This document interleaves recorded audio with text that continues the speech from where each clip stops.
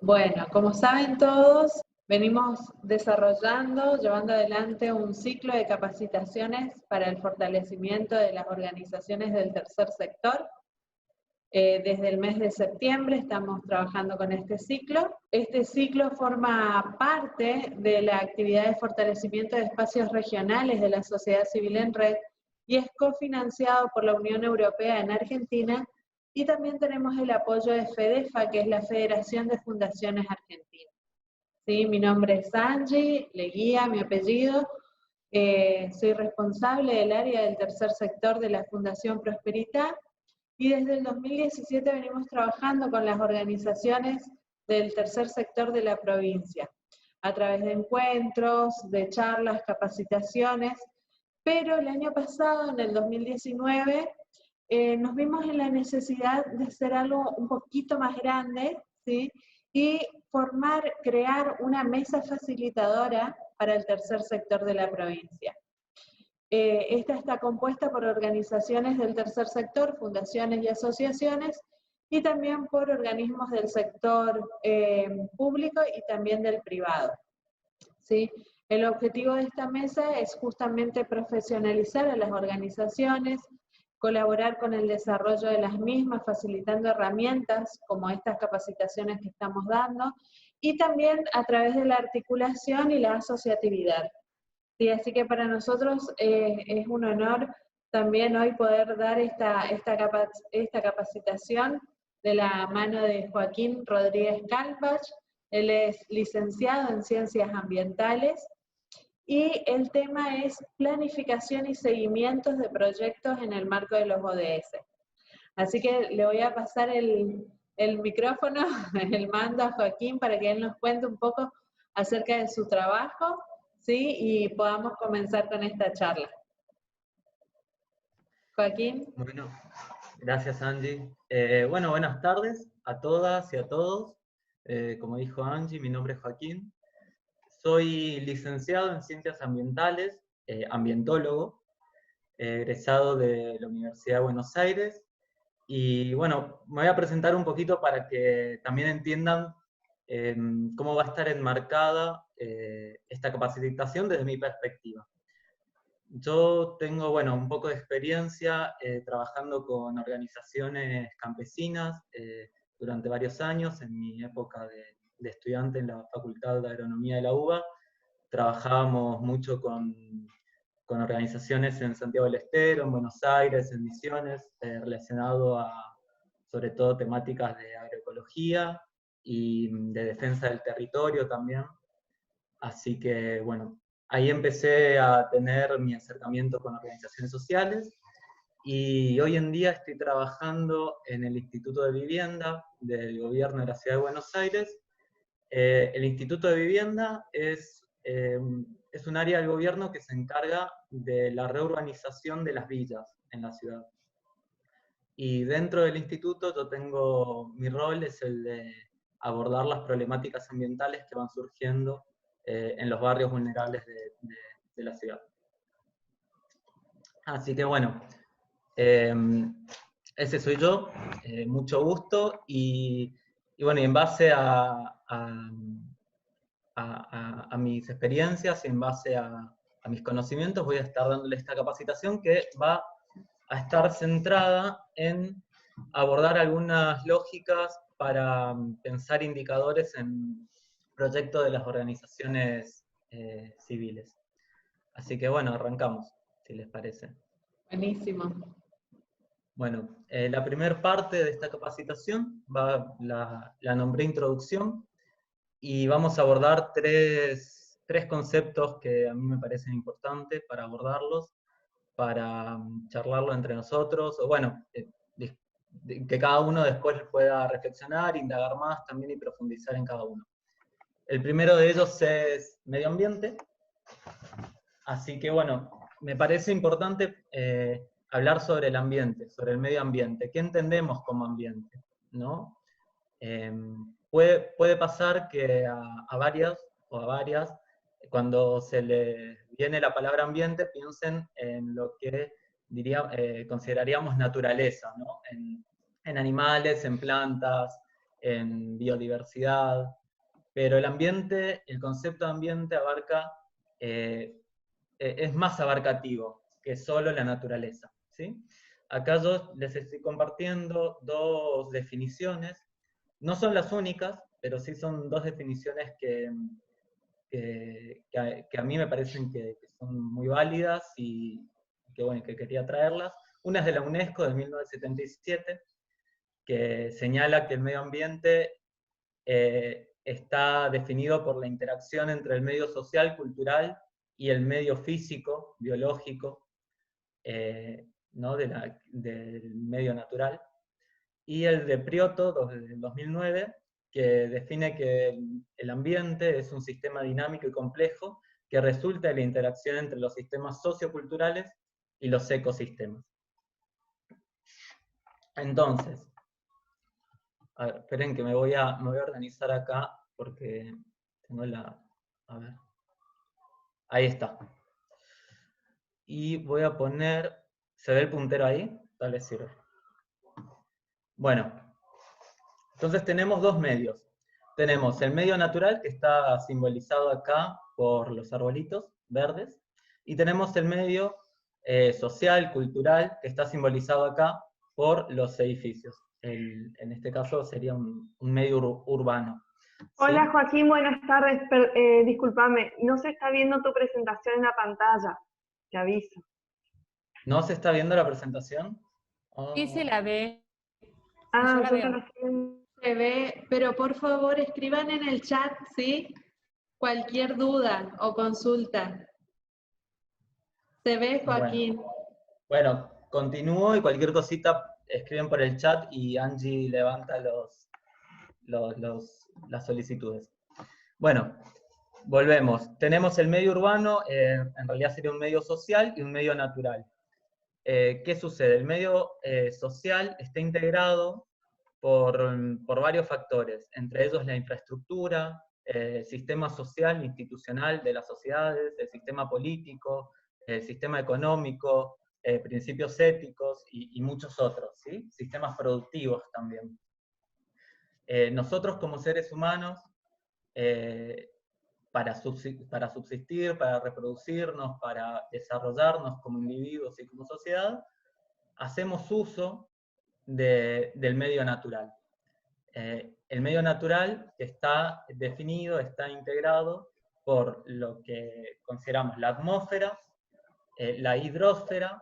La atmósfera sería todo, la atmósfera, todo lo que sería aéreo, digamos. La hidrosfera, que sería el medio acuático, la geósfera está más relacionado a lo geológico, y la biosfera relacionado al bioma, a los animales, y sí, a los seres que están sobre el medio. Entonces, entre estos dos medios, el medio natural y el medio social, existen un montón de interrelaciones que pueden ser muy complejas, pueden ser muy distintas, y que van a verse modificadas según un montón de cosas. Por ejemplo, no es lo mismo la relación entre un medio urbano de ciudad con el medio natural, en donde tenemos altas emisiones de dióxido de carbono, porque hay muchos autos, porque hay mucho combustible circulando, donde tenemos muchas calles asfaltadas, entonces la superficie del suelo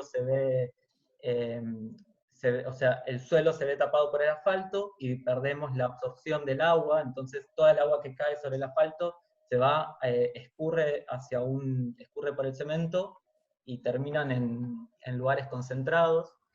Y también, bueno, y hay un montón de otras interacciones que se ven afectadas por el medio urbano, ¿no? También la cantidad de residuos que se genera en una ciudad, por ejemplo.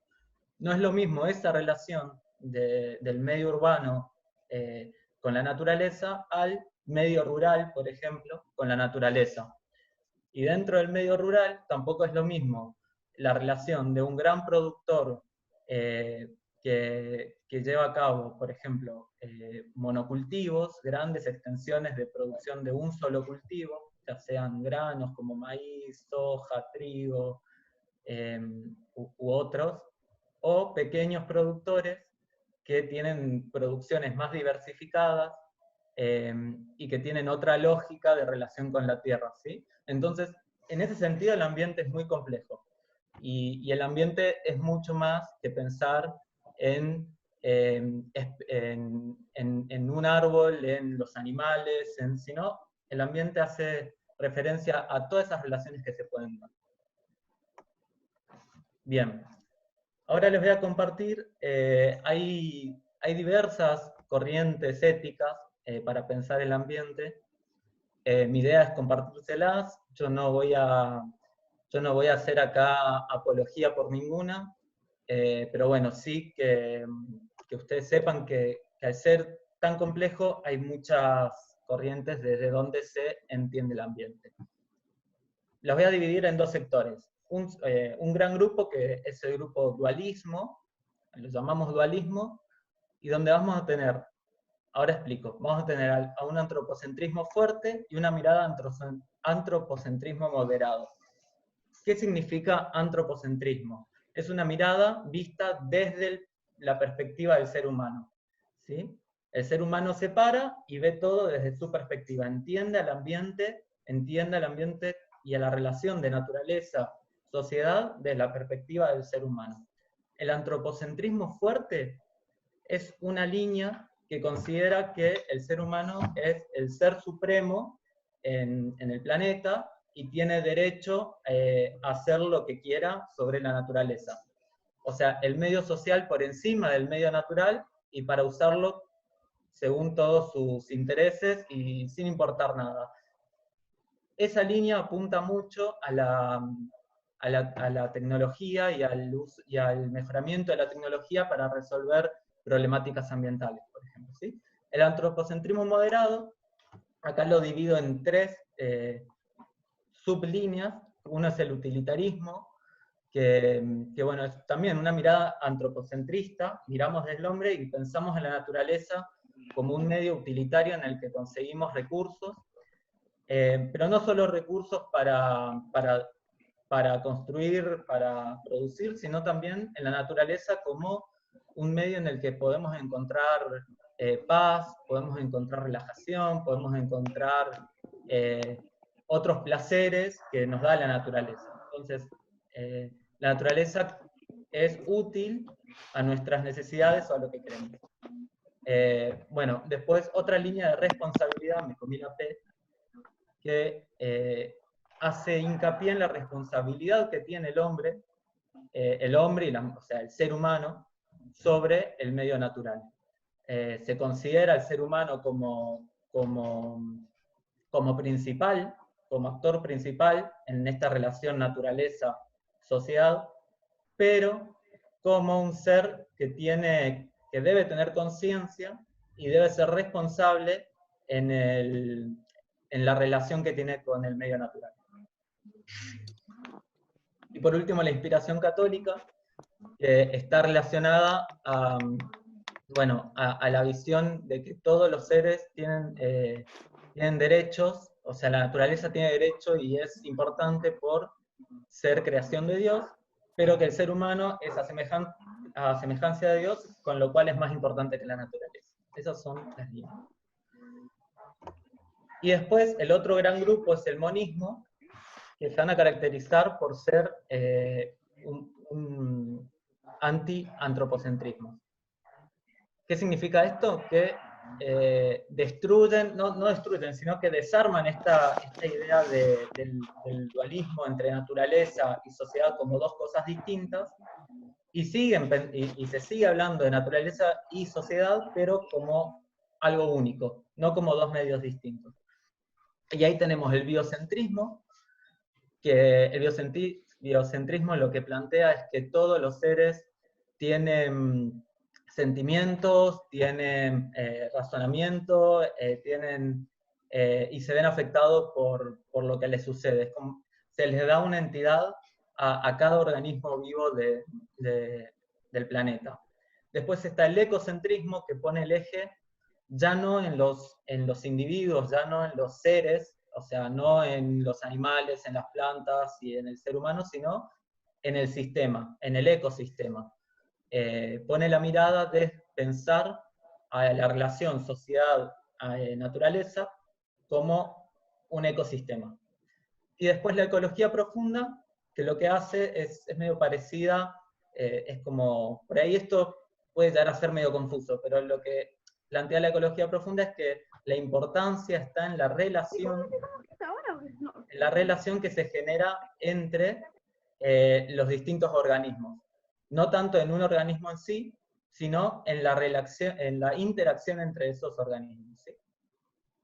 Y por último, dentro del grupo de los monismos, está la línea del ecofeminismo, que yo acá lo puse separada porque no es una línea anti-antropocentrista per se, sino más bien es una mirada antropocentrista, pero crítica, y sostiene que durante la historia de la humanidad, el planeta Tierra fue explotado por el ser humano, pero bajo una lógica patriarcal. O sea, es la esencia del hombre masculino que, así como somete a la mujer, somete al planeta Tierra. Esas son como distintas éticas. Quien quiera puede ahondar más, puede buscar información. Creo que, y lo traigo acá para poner sobre la mesa la complejidad que hay detrás del ambiente, que es lo que quiero que quede ahí flotando en la cabeza de cada uno y uno. Bien. Pasamos a lo que es desarrollo sostenible.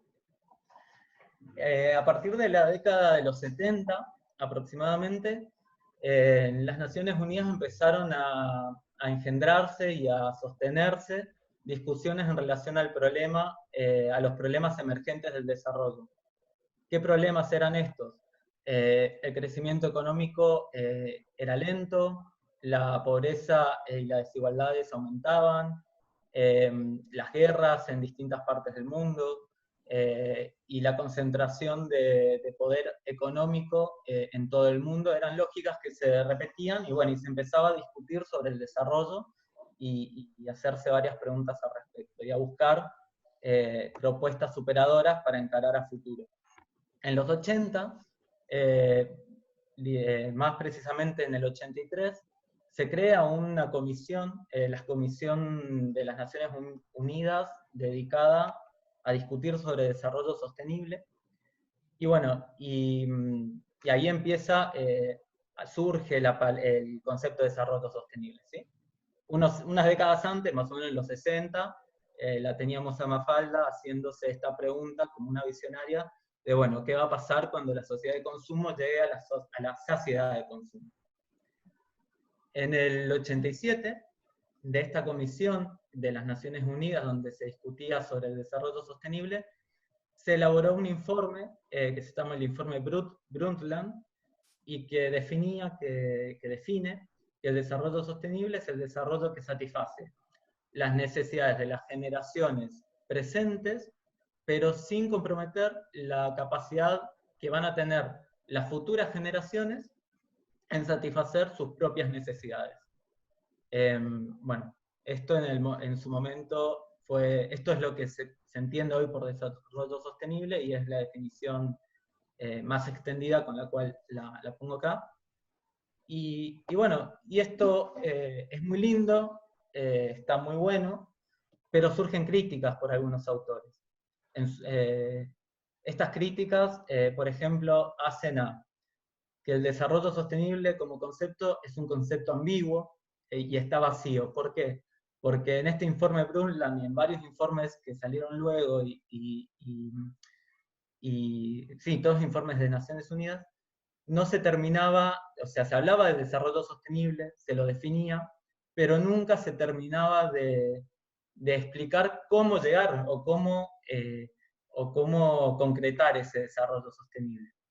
En parte también haciendo cuestionamientos por diferencias con la realidad que se vivía en un contexto, el mismo contexto que decía antes, de guerras, de concentración de poderes económicos, de aumento de la pobreza, de muchas dictaduras en Latinoamérica, sobre todo, acá lo sabemos muy bien, Todas esas eran partes de la crítica que se le hacía a este concepto de desarrollo sostenible. Y por último también la idea de que el desarrollo sostenible es como un oxímoron. ¿Qué es un oxímoron? Un oxímoron es la conjunción de dos palabras que se contradicen entre ellas. Por ejemplo, si decimos un blanco oscuro o una oscuridad iluminada, eso es un oxímoron. Bueno, entonces los críticos al concepto de desarrollo sostenible dicen, el desarrollo implica que el ser humano explote el medio ambiente, explote la naturaleza, genere lógicas que llamamos extractivistas, que son lógicas de utilizar la naturaleza, llevarnos todo, no dejar nada, y crecer, y crecer económicamente, desarrollarnos, sobre todo con una perspectiva desde lo económico, ¿no? Entonces decían que no era desarrollo, no podía ir con sostenible. Esas son críticas. Después, bueno, acá cito una oración que a mí me parece interesante, que es de Henry Axelrod, que Henry dice, un presente conocido, o sea, el desarrollo sostenible, para que haya desarrollo sostenible, tiene que haber un presente conocido y un futuro deseable. ¿Sí? Son dos cuestiones claves para Axelrod, que ahora que creo que esto va muy en línea con todo lo que vamos a estar viendo en adelante. Bien, en el 2015, y esto a mí me gusta, o sea, yo lo veo un poco como, bueno, a respuesta de algunas de las críticas, en el 2015, esto ya lo vieron en la capacitación de la semana pasada, pero bueno, probablemente por ahí acá hay alguien que no haya estado, surge la Agenda 2030 con los Objetivos de Desarrollo Sostenible. ¿Qué es esta Agenda 2030?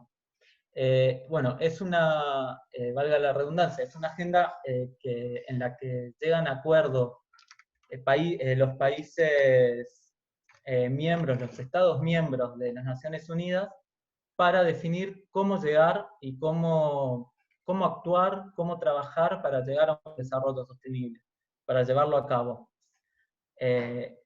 Esta agenda se define en el 2015 y se pone como plazo límite el 2030. De acá es que salen los objetivos de desarrollo sostenible, ¿sí? Lo que se busca es transformar el paradigma de desarrollo dominante en uno que nos lleve por la vía del desarrollo sostenible, inclusivo y con visión de largo plazo. Es la segunda cita que está ahí. La Agenda 2030 arma 17 objetivos, que son los objetivos que hay que cumplir para llegar a un desarrollo sostenible, para generar el desarrollo sostenible. Cada uno de los objetivos va a estar relacionado a metas. Las metas van a ser las que digan, bueno, para cumplir tal objetivo tenemos que cumplir estas metas. Y las metas van a estar relacionadas a su vez con uno o con más indicadores. Los indicadores justamente van a servir para ir midiendo y monitoreando la evolución de las metas en cada estado y a nivel mundial para llegar a los objetivos. Bueno, acá esta diapositiva quería compartirles. Esta es una página de la Agenda 2030 y los Objetivos de Desarrollo Sostenible, una oportunidad para América Latina y el Caribe. Esta publicación, si no me equivoco, es de la CEPAL, que la CEPAL es una comisión la Comisión de Economía para América Latina de la ONU, de las Naciones Unidas. Y bueno, acá lo que quería mostrarles es cómo está el documento, y hay un link, después lo van a poder abrir cuando tengan la presentación. En este documento vemos que en la parte de arriba tenemos el objetivo. Este es agarré como ejemplo el primer objetivo de los 17. El primer objetivo se llama fin de la pobreza, y busca poner fin a la pobreza en todas sus formas en todo el mundo. Inmediatamente por debajo vemos que está la descripción del objetivo. Enmarca cuál es la situación mundial y describe un poco el objetivo en sí. Luego, más abajo, al lado izquierdo, vemos que hay una columna donde están las metas. Estas metas son las que hay que cumplir o son las metas a las que hay que llegar para cumplir con el objetivo. Y a la derecha vemos que están los indicadores para hacer el seguimiento de las metas. Esto solo quería compartírselos como para, si agarran el documento, después agarran, lo ven y saben ya cómo es la estructura y pueden buscar directamente, pueden ir directamente al objetivo que quieren y ver qué metas tienen y qué indicadores se relacionan. Por último, no lo señalé, pero acá donde está el puntero, ven que hay una columna, es como un índice.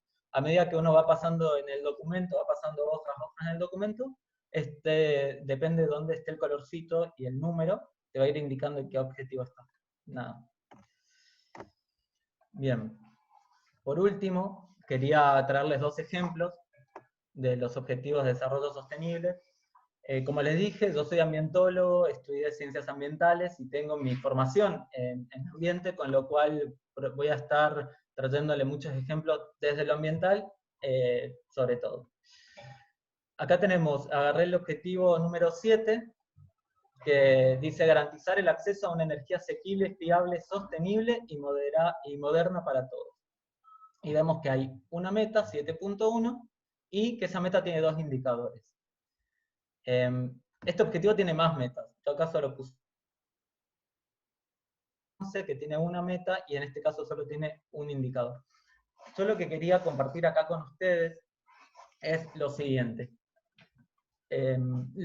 Esta agenda, los objetivos de desarrollo sostenible fueron elaborados por las Naciones Unidas, por estados, miembros de las Naciones Unidas, y estos indicadores o estas metas que plantean en la agenda están enfocadas a nivel estado, a nivel naciones, ¿sí?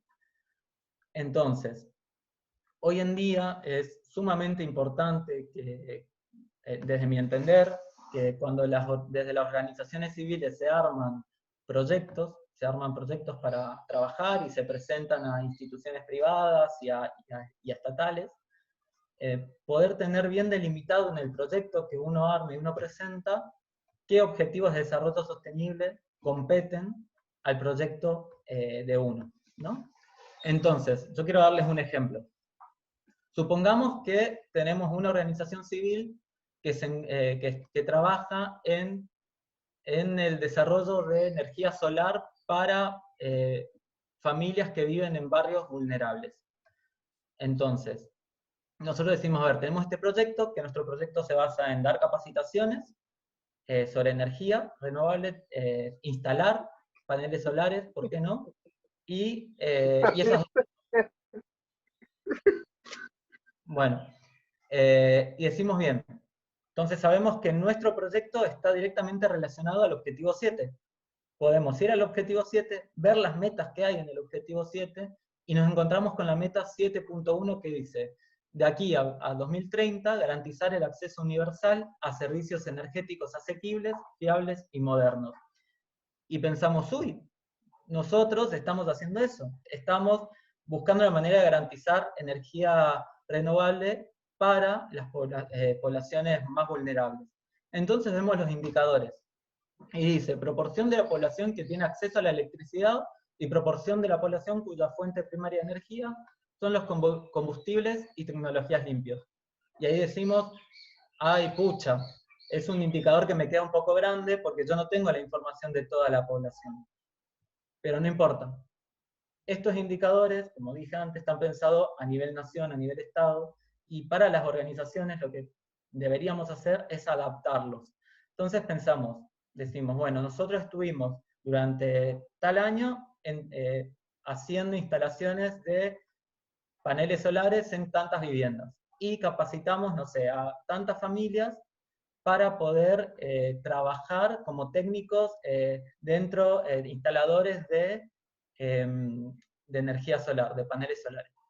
Entonces nosotros podemos agarrar esos valores, el número de familias que fueron capacitadas o el número de familias a las que instalamos paneles solares, y ese va a ser nuestro indicador con el que vamos a presentar nuestro proyecto, y vamos a adaptarlo al indicador, por ejemplo, 7.1.1. Entonces ahí lo que estamos haciendo es adaptar ¿sí? Entonces, los objetivos de desarrollo sostenible tienen que ser una guía, así como es para las naciones, también para las organizaciones civiles. Una guía desde la cual podemos ir adaptando indicadores, porque hay indicadores que no vamos a poder utilizar porque están pensados a otra escala, a otro nivel. Voy a avanzar. Bien, y pasamos a indicadores. ¿Qué son los indicadores? Esta definición, bueno, la saqué de la CEPAL del 2009, y básicamente lo que dice es que son observaciones empíricas, los indicadores son observaciones empíricas que pueden dar, a través de las cuales podemos hacer estimaciones estadísticas, y que son características susceptibles a cambios en lo que queremos observar. Además que pueden ser medibles y ser numéricas, ¿sí? Y bueno, y de gran interés e importancia para el interés público. Ahora vamos a ver algunas características deseables de un indicador.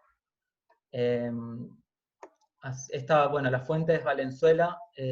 Estas características deseables están desarrolladas desde una perspectiva de la salud, ¿sí? Valenzuela hizo un informe desde la perspectiva de salud, en donde establece cuáles son las principales, las características deseables para los indicadores. A mí me parece importante aclarar eso, pero también quiero como transmitirlo acá, y bueno, y vamos a ir, porque vamos a ir tomando las definiciones y luego para elaborar nuestros indicadores. Entonces, la primera característica es que sirva, o sea, que el indicador esté diseñado y que dé respuesta a un propósito definido. Que sea válido, que efectivamente mida lo que tiene que medir, que sea confiable, esto es que si tenemos una misma, o sea, que si repetimos la medición con el indicador y las condiciones son las mismas, el indicador debería dar siempre la misma medición, ¿sí? No debería variar. Que sea específico, un indicador tiene que medir un fenómeno específico. No nos sirve o sea, no sería o no nos serviría un indicador que nos mida 3 fenómenos, que nos mida temperatura, tiempo y distancia al mismo tiempo. O sea, no sería práctico. Tiene que ser específico. Que sea sensible a los cambios, ¿sí? Cuando haya cambio efectivamente pueda medir esos cambios, sirva sirva para ver esos cambios. Que sea relevante, o sea, que las respuestas sean claras a lo que estamos buscando, que sea mensurable, o sea, que sea medido, que sea fácil de conseguir, sobre todo, y de fácil manejo. Bien, el concepto que está detrás de todas estas características es que mientras más sencillo, fácil, práctico y útil sea un indicador, mejor. Costo-beneficio, esta es otra característica muy importante, y sobre todo en países de Latinoamérica y países en proceso de desarrollo, ¿no? Donde los recursos son escasos. Y bueno, entonces esta diferencia de costo-beneficio tiene que ser lo mínimo posible. Hay que invertir la menor cantidad de recursos, ya sea económicamente hablando, temporalmente hablando, mentalmente hablando, para conseguir la mejor medición posible. Otra característica es la integridad, a que los datos estén completos, ¿sí? Los datos que necesitamos estén completos, que sea consistente, o sea, que sean coherentes y sensibles a los cambios. Esto se relaciona a las características que vimos antes. La transparencia, que sea fácil de entender e interpretar, de vuelta, que sea simple, no buscar algo complicado o complejo, tiene que ser sencillo y tiene que ser claro para que una persona o un organismo que no está relacionado a lo que estamos trabajando pueda ver el indicador y fácilmente pueda entender qué es lo que está midiendo. Que sea de fácil difusión, o sea, que esté accesible a ser difundido, a poder hacer publicaciones periódicas, por ejemplo. eso forma parte de la transparencia también, se relaciona, mejor dicho, y que sea dinámico, que constantemente pueda medir según cómo cambie el entorno. Esas son las características deseables. Ahora, no es necesario que un indicador cumpla a rajatabla con todas estas características. Lo que a mí me gustaría es que queden estas características, que se las lleven como una línea que les ayude a elaborar los indicadores, pero que no lo sigan a rajatabla, sino que sea más un apoyo, una ayuda. Bien. Como organizaciones civiles, vamos a tener o van a tener constantemente que interactuar con distintos actores, ¿no? Y uno de esos actores, que para mí, a mi entender, es muy importante, es el actor público, el Estado. ¿Cómo hacemos como organizaciones civiles para poder influenciar, o más que influenciar, tomar las riendas de las políticas públicas y ser actores principales en la toma de decisiones, ¿no? Entonces me parece interesante poder adelantarnos siempre a la necesidad del otro actor. ¿Qué sucede? El actor público, el Estado, desde el Estado hay que tomar siempre decisiones. El Estado necesita tomar decisiones para resolver problemas, conflictos, etc. Y esa toma de decisiones en el ámbito para el Estado siempre está limitado en tiempo y en recursos. Y muchas veces también limitado en conocimiento. Hay que tomar decisiones sobre situaciones que se desconocen o que no hay historial para saber cómo actuar ante ciertas situaciones, ¿no? Entonces hay que ser ágil y el Estado tiene que tomar esas decisiones. Y para tomar buenas decisiones, o para poder tomar decisiones en un tiempo limitado y con recursos limitados, es necesario ejecutar económicamente la selección de indicadores para evaluar y monitorear los procesos, ¿sí? Los indicadores son muy importantes para poder entender dónde estamos parados, para poder ver dónde estamos y poder medir si estamos yendo hacia donde queremos. Eso es la cita que les había mostrado anteriormente de Hasselblad, que es desarrollo sostenible, saber dónde estamos y tener un lugar deseable a donde llegar. Entonces, para eso son los indicadores. Y es importante que esos indicadores estén destinados a los cuellos de botella críticos, ¿sí? En nuestro proyecto vamos a tener, entonces, a lo que iba es, si nosotros como organizaciones civiles entendemos que para el Estado esto es importante, y en nuestros proyectos que vamos a estar trabajando y probablemente articulando con actores, con el Estado, ya damos el paso antes de que nos lo pidan, y ya tenemos indicadores y decimos, miren, este es el cuello crítico de la situación, economizamos recursos por acá y podemos avanzar de esta manera más ágilmente. Es una ayuda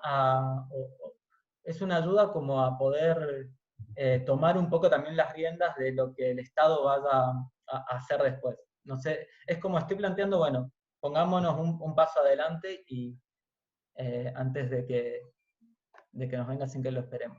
De vuelta a Mafalda, recordándonos que si no cambiamos al mundo, el mundo nos cambia a nosotras y a nosotros. Así que bueno, ahí se terminaría. ¿Cómo voy de tiempo, Angie? ¿Bien? Bien. Vamos re bien, Joaquín, discúlpame. Gente, si quieren ir escribiendo acá en el chat las preguntas, las dudas con respecto a lo que va comentando Joaquín, ¿sí? Entonces después lo leemos. Buenísimo, Joaquín, re bien hasta ahora con el tiempo. Vamos bien. Seguimos, entonces. Esos fueron 3 conceptos que yo los considero claves y que quería desarrollarlo con ustedes, y los invito a que, si les interesó, puedan indagar un poco más, porque hay un montón de información que yo omití, que yo no puse en la presentación, pero porque el tema es muy amplio y hay que acotar los tiempos también.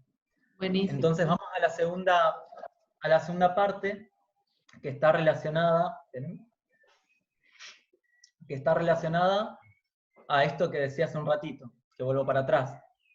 ¿Cómo encontramos estos cuellos de botella críticos en un proyecto? ¿Cómo sabemos dónde poner el ojo para armar el indicador? Bueno, la idea y lo que me gustaría es poder transmitirles acá 3 marcos conceptuales que ayudan a encontrar esos puntos críticos en nuestros proyectos. Vuelvo a repetir, esto lo voy a presentar desde una perspectiva ambiental, pero también quiero resaltar que todo lo que voy a estar presentando ahora ustedes lo pueden transformar tranquilamente a otros ámbitos, ¿sí? Así como yo agarré los indicadores que estaban pensados para salud y en mi cotidiano lo utilizo para armar indicadores en línea ambiental, la idea es que son herramientas que pueden tomarlas y modificarlas y como más les sirvan. Así que bueno, el primero de estos conceptos es el de medios de vida sostenibles. Es un concepto, un marco teórico elaborado por la FAO. La FAO es un organismo de las Naciones Unidas que está dedicada a trabajar el ámbito rural. Esto trabaja con población rural y políticas rurales. Y bueno, y este marco conceptual está pensado para llevar a cabo trabajos con poblaciones vulnerables, ¿sí? Entonces, lo que sostiene, o sea, lo que nos trae este marco conceptual es la importancia de que cuando estemos trabajando en territorios con poblaciones vulnerables, hacer que nuestro proyecto esté centrado en las personas, en esas personas que tienen que ser los actores principales del proyecto, ¿sí? Tener un carácter holístico, no ver solo el problema puntual.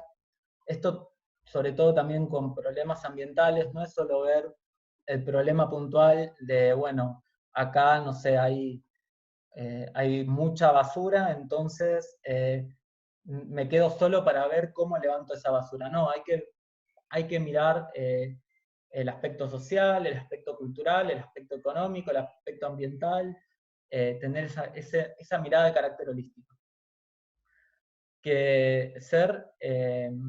Tomar acciones que sean receptivas, llevar a cabo acciones que sean receptivas y participativas. Hay que garantizar la participación.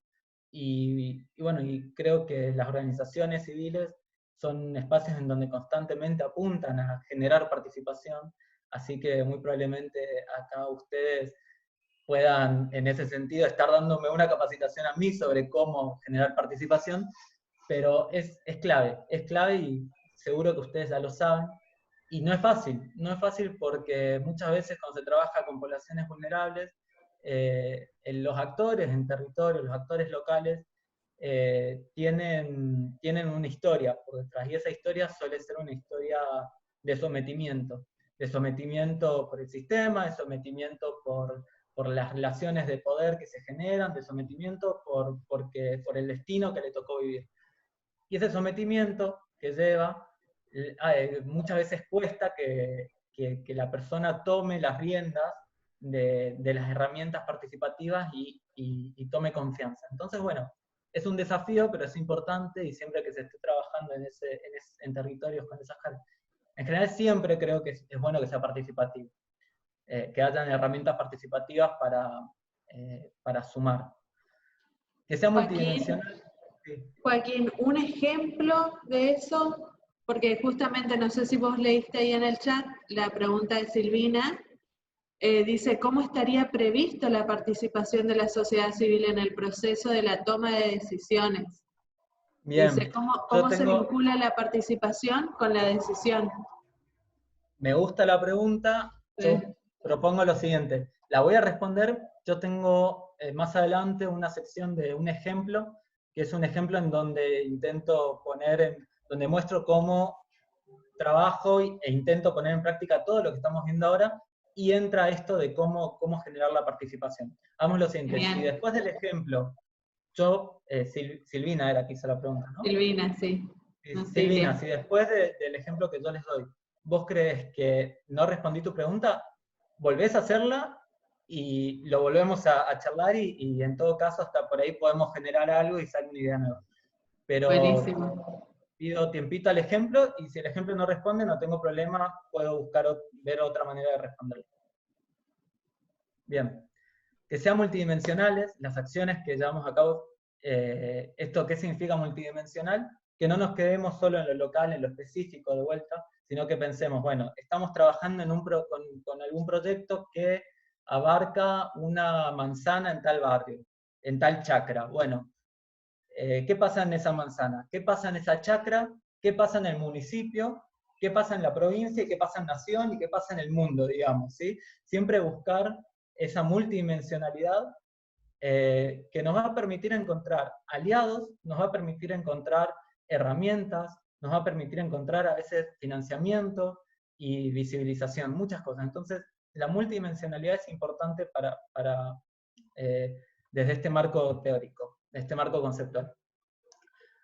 Interactuar, que el sector privado y el sector público estén trabajando en conjunto, ¿sí? También muy importante, y acá creo que de vuelta organizaciones civiles tienen un rol muy importante en las políticas públicas para a veces también haciendo, esta es mi visión, pueden estar en desacuerdo y me la pueden decir si están en desacuerdo, pero a veces sirven incluso como puente entre el sector público y el sector privado. De vuelta, yo trabajo justo en el sector público, entonces yo estoy hablando por ahí de las organizaciones civiles desde afuera. Entonces, si ustedes no están de acuerdo con algo, lo dejan escrito y yo reveo completamente lo que es. Otra característica es la de visión sostenible, ser sostenible en el tiempo. Tienen que ser acciones que el día de mañana, si intervenimos con un proyecto, cuando nos vayamos de esa intervención, ese proyecto pueda seguir ejecutándose. Que no quede en la foto, que quede en el mañana, ¿no? Y que sean dinámicas, que sean acciones que se puedan ir ajustando a las diferentes realidades que pueden surgir, ¿sí? Que pueden ser un montón. El segundo marco conceptual que les quiero compartir se llama esquema de PESIR y también está elaborado desde la FAO. Este es un esquema que plantea una lógica para pensar a los sistemas y está enfocado en las problemáticas ambientales, más que nada.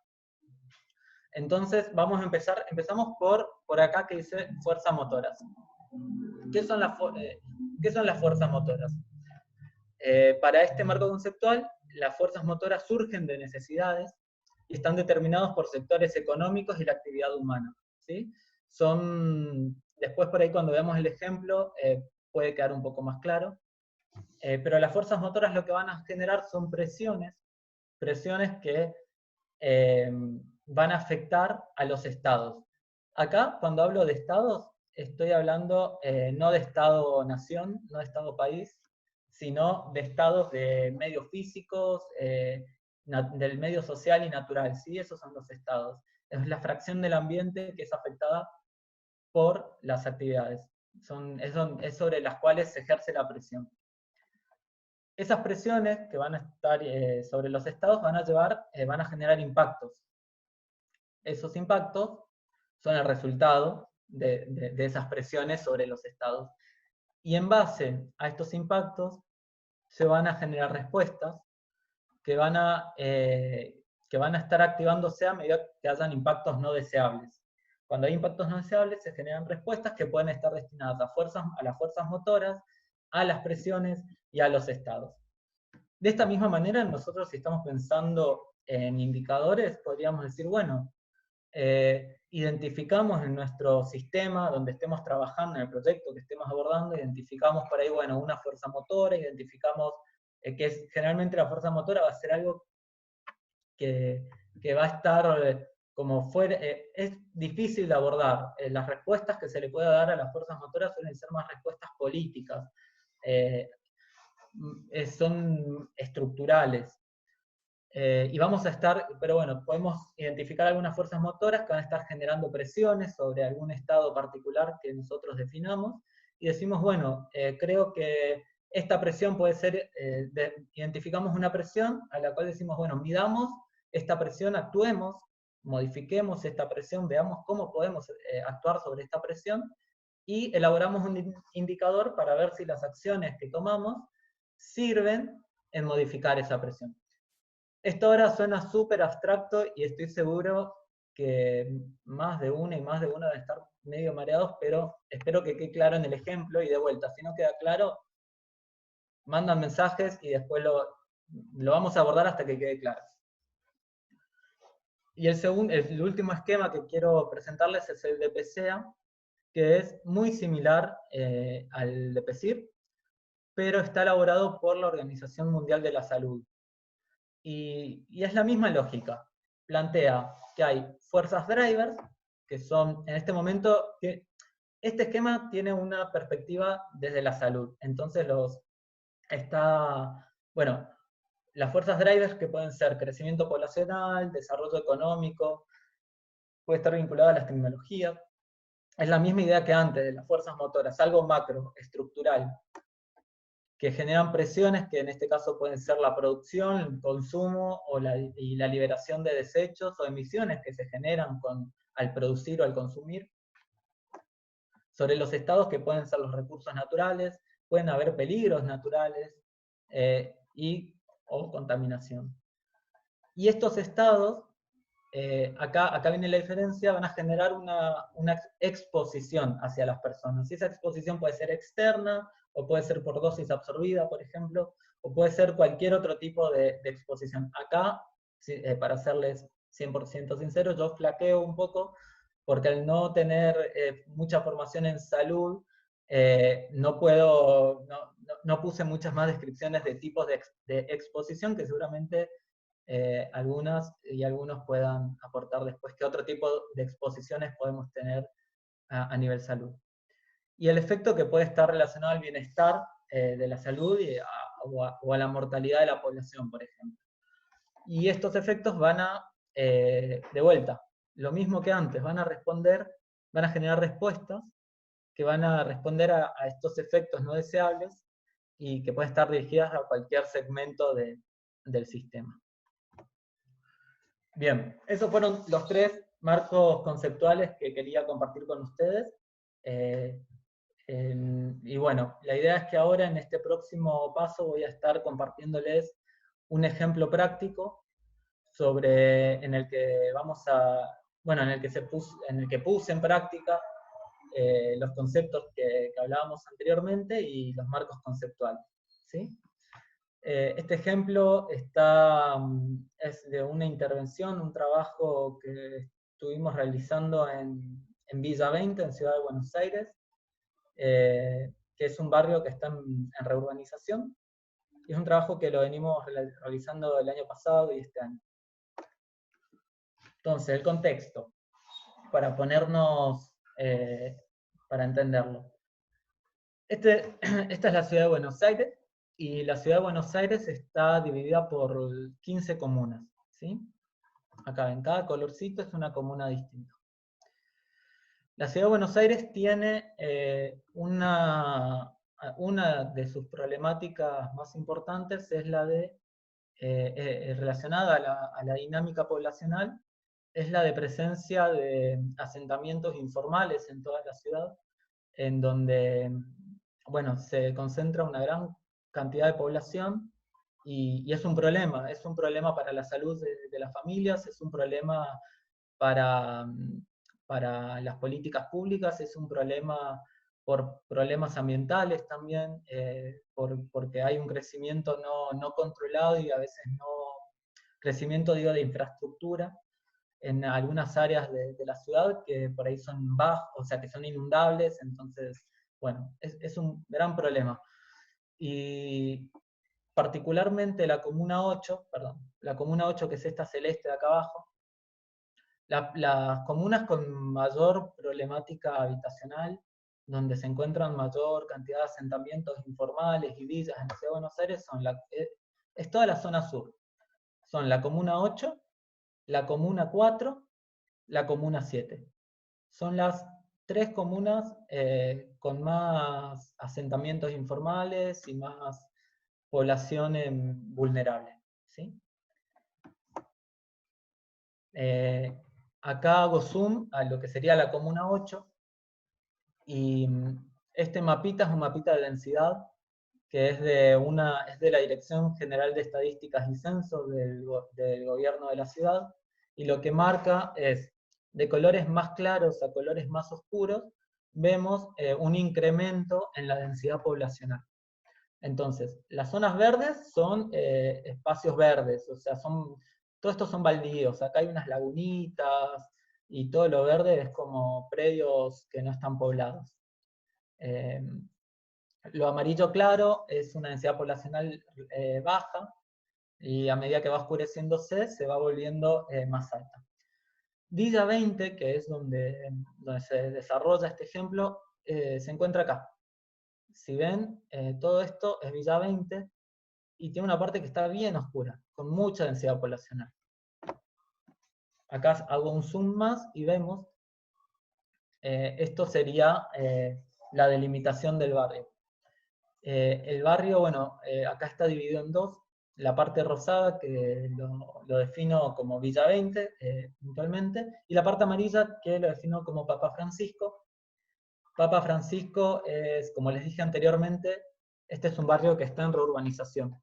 Entonces se están abriendo calles, acá hay muchos pasillos, hay calles muy pequeñas, y se abren calles en un trabajo con lógica participativa con los vecinos. Se define dónde abrir las calles para que entren ambulancias, para poder hacer tendido eléctrico, para poner cañerías, pluviales, etc.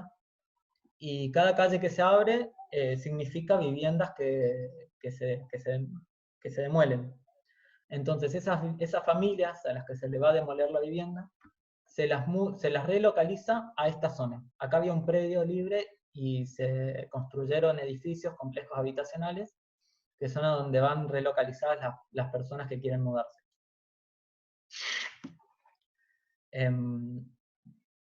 Bien. Entonces, el territorio, digamos, de Villa 20 es un territorio que está en un proceso de reurbanización. Esto es, repito, un proceso en el que se busca integrar a la villa a la ciudad formal. Entonces, la villa es un barrio informal porque no tiene conexiones formales. En los mapas de la ciudad no está formalizada, o sea, si uno quiere buscar una dirección en una villa, un asentamiento informal, no la va a poder encontrar, con lo cual tampoco hay servicio de correo, de servicio de electricidad, servicio de agua, de nada. Y el proceso de reurbanización busca integrar, abrir calles e integrar a todos esos vecinos a la ciudad formal. Es un barrio informal, que es lo que les comentaba recién. Tiene una de sus problemáticas, bueno, acá puse dispersión de residuos. Hay una problemática importante con los residuos.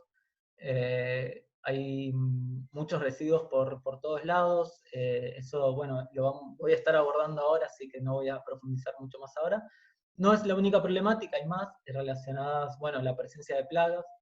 El tema de que haya obras de urbanización, por ejemplo, lleva a que se muevan la tierra, y al mover tierras, todos los roedores, todas las ratas que están ahí, se van de ese lugar y se esparcen por todo el barrio. Además se hacen demoliciones de viviendas, y bueno, y esto es un pequeño, gran detalle: cuando se demuele una vivienda que va a ser, donde se va a construir una calle, esa vivienda, los escombros de la vivienda no se la sacan, no se retiran los escombros hasta que no se intervenga, o sea, hasta que no estén todo dado para construir la calle. ¿Por qué? Porque política de gobierno de dejar los escombros para que no se ocupe esa vivienda, y porque si se llega a ocupar ese espacio físico es una gran traba, un proceso que es muy complejo.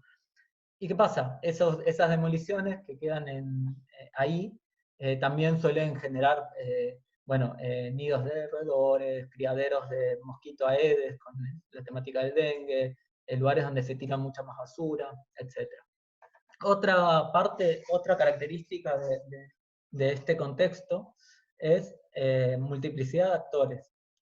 Es una experiencia en la que hay actores muy diversos, actores de organizaciones sociales, académicas, civiles, instituciones del barrio y áreas de gobierno. El barrio tiene aproximadamente 30.000 habitantes, es un barrio, es el tercer barrio, es el cuarto barrio vulnerable más poblado, o tercer barrio vulnerable más poblado de la Ciudad de Buenos Aires.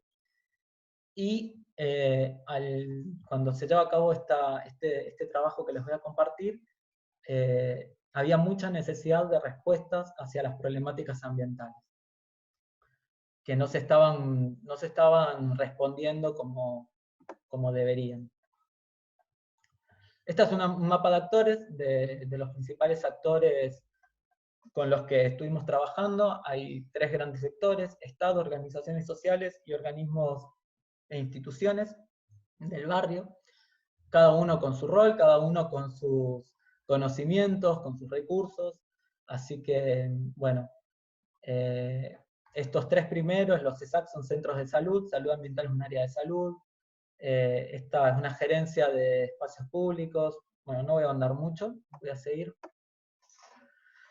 ¿Y cuáles fueron los pasos a seguir para abordar este problema? ¿Cuál es el problema? El problema es que no hay respuesta para las problemáticas ambientales que surgían en el barrio. Por ahí acá me toca aclarar algo. El barrio, al estar en un proceso de reurbanización, tiene una mesa de participación en donde trabajan funcionarios del gobierno, trabajan referentes del barrio, referentes sociales, trabajan vecinos e instituciones académicas. Y en esa mesa se toman decisiones para cómo ir avanzando en la reurbanización. En esa mesa llevaban muchos casos relacionados a problemáticas ambientales, y al no poder resolverlos, se creó una mesa aparte específicamente para resolver estos problemas. Y ahí es donde empezamos a trabajar y a coordinar este espacio. Entonces, los pasos a seguir para este proyecto para resolver las problemáticas ambientales fueron: primero, diagramar una estructura de trabajo. ¿Cómo vamos a trabajar? Segundo, definir una línea de base. Sabíamos que habían muchos problemas ambientales, que habían muchos reclamos, pero no había como un informe toda la información no estaba sistematizada y centralizada, con lo cual sabíamos que habían ratas, sabíamos que había basura, sabíamos que había autos abandonados, que habían demoliciones, pero no sabíamos dónde, no sabíamos cuánto, no sabíamos en qué proporción, etc. Entonces había que definir una línea de base. Planificar tareas como parte del abordaje, la planificación sí o sí de modo participativo con los actores del barrio. Articular con los actores locales y con las áreas de gobierno pertinentes y con los sectores académicos que también estaban trabajando y las instituciones. Y monitorear. Y ahí en monitorear entraría la elaboración de indicadores y cómo hacer un seguimiento de estas situaciones. Bien. Entonces, para lo que es estructura de trabajo, lo que se ideó fue la mesa de cuidado ambiental. La idea de esta mesa era en parte poder estar, acá podríamos estar relacionándolo al primer marco conceptual que vimos, el de medios de vida sostenibles, que es cuando Silvina o Silvia, no recuerdo, creo que Silvina, hacía la pregunta de cómo garantizamos la participación. Bueno, esta estructura de trabajo buscaba eso, buscaba garantizar la participación de los vecinos, de las organizaciones y de las distintas áreas que tenían que trabajar. Entonces, lo que se dio fueron 7 etapas.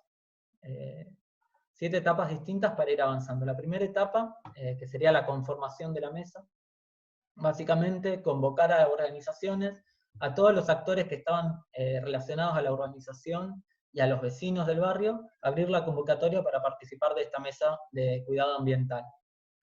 Una vez convocada y conformada la mesa, se procedió a pedir información, a sistematizar toda la información. Entonces esta sistematización la realizamos con los informes que por ahí nos traían los centros de salud, que los centros de salud tienen territorialidad, tienen personas que trabajan en el barrio, entonces tenían informes armados, venían, nos lo traían y decían, bueno, en tal manzana tenemos problemas porque hay criaderos de dengue, en tal manzana tenemos problemas por las ratas, en tal manzana tenemos autos abandonados.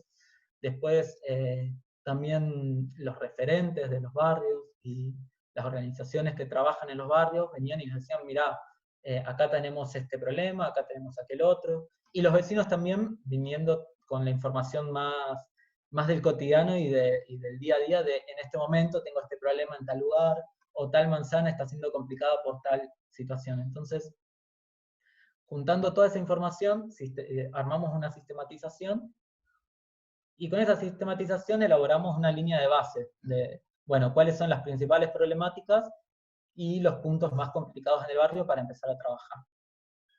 De ahí empezamos con el planeamiento, con la planificación de las tareas. Esta planificación tuvimos que, todo el tiempo la estuvimos validando con todos los actores del barrio. Yo les había dicho recién que esta mesa de cuidado ambiental surge de otra mesa. Bueno, esa validación la hacíamos, primero trabajábamos consensuadamente en la mesa de cuidado ambiental, y después la llevábamos a la otra mesa para compartir la planificación y que nos la validen. Y en todo caso, si había observaciones o correcciones a realizar, nos las planteaban y las hacíamos. Una vez validado, pasábamos a la ejecución de las tareas. La ejecución de las tareas conlleva articular entre distintas áreas, articular a nivel territorial el acompañamiento, porque hay zonas en donde si no te conocen mejor no entrar, entonces ahí para tener la validación en el barrio era muy importante estar todo el tiempo trabajando mano a mano con todas las organizaciones del barrio. Conseguir recursos, en este caso yo trabajo en el área que trabajo yo, no tenemos recursos, entonces lo que hacemos en realidad es un trabajo más de articulación, entonces había que estar articulando con otras áreas para ir gestionando recursos. Y después estar presente para garantizar que las tareas se vayan haciendo, ¿no? Y esa ejecución también tuvo como varios pasos, tuvo un poco algunos recorridos para hacer relevamientos, otros recorridos para tomar acciones puntuales, y después también para ir haciendo monitoreos. Bueno, y la sexta parte es el relevamiento, justamente, que el relevamiento vendría a ser cómo estamos trabajando. ¿Estamos ejecutando lo que planificamos? Bueno, relevamos a través de monitoreamos, ideamos algunos indicadores para ver para seguir construyendo la línea, o sea, la línea de base fue algo que construimos, pero que después lo íbamos actualizando. Entonces, con los indicadores íbamos como intentando actualizar la información del barrio, para tener cada vez una mirada más sólida de lo que estaba pasando. Y por último, una evaluación que se planteaba hacer una revisión hacia atrás de todo el proceso de la mesa, viendo qué cosas habían fallado, qué no, qué había faltado, qué había estado bien, o incluso por ahí qué acciones habían estado de más, para volver a planificar y ajustar una nueva planificación en base a esa evaluación.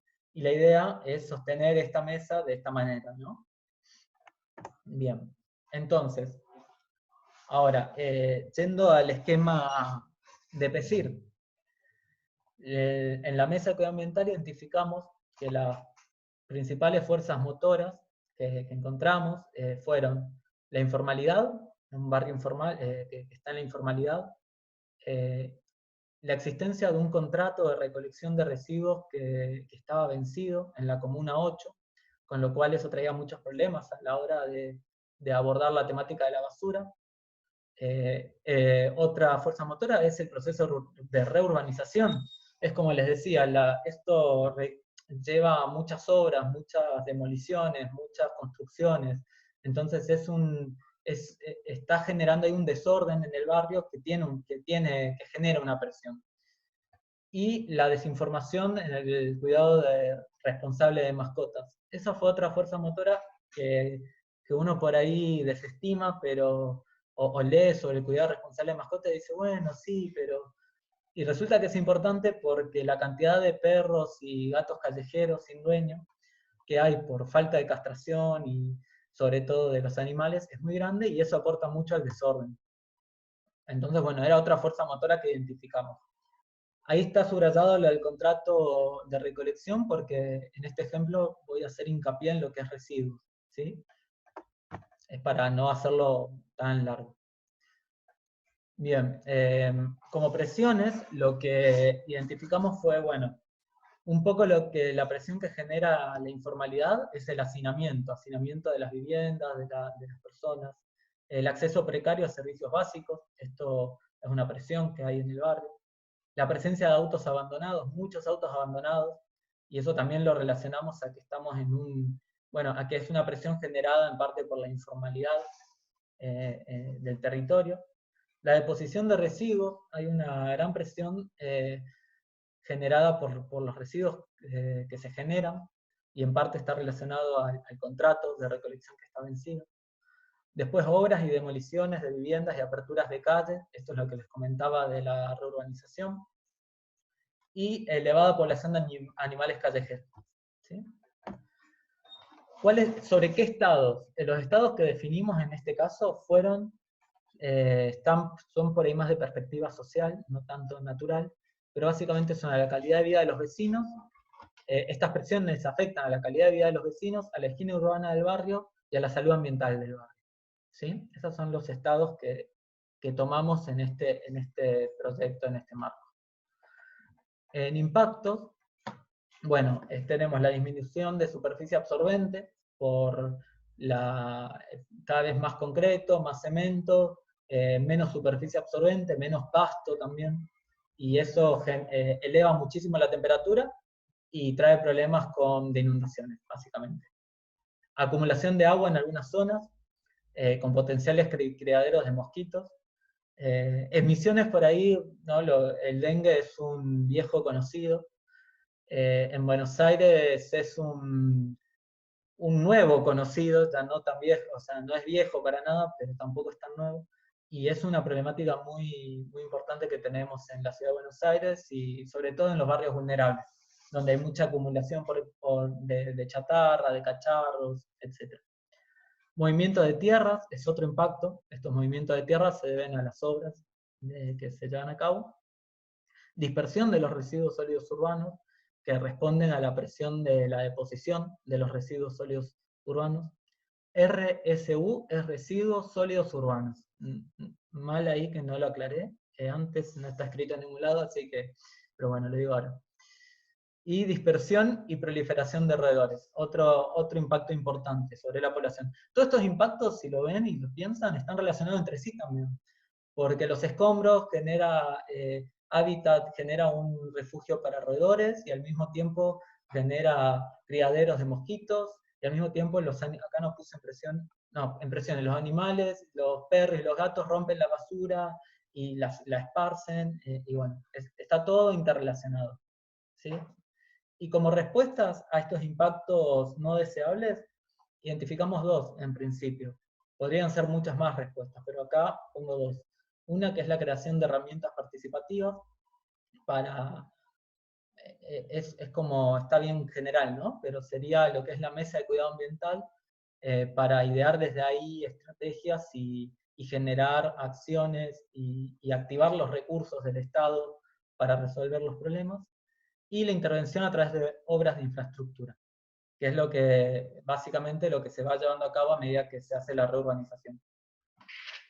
Acá quiero resaltar de vuelta algo que dije antes, el rol de las organizaciones civiles en este espacio para gestionar los recursos del Estado, ¿sí? De vuelta, yo trabajo en el Estado, mi visión es desde el Estado, pero como Estado y como persona encargada de ambiente en el Estado, a mí todo el tiempo me sirvió un montón trabajar con las organizaciones que me decían, Joaquín, tenemos este problema en esta manzana, hay que resolverlo, esto viene hace tantos años, no se resuelve. Entonces, y de hecho las mismas organizaciones me traían soluciones, propuestas de soluciones. Me decían, esto lo podríamos solucionar de esta manera, de aquella, de la otra. ¿Por qué? Porque conocían el territorio. Entonces mi tarea era ir hacia adentro del Estado, de mi área, y ver qué soluciones de las que había conversado y habíamos hablado con los actores podíamos ejecutar desde el Estado. Y si no se podía, ver cómo podíamos acercarnos a la solución, a la mejor solución posible. Entonces, de vuelta, la importancia de las organizaciones civiles en la interacción con el área pública, con el Estado, ¿no?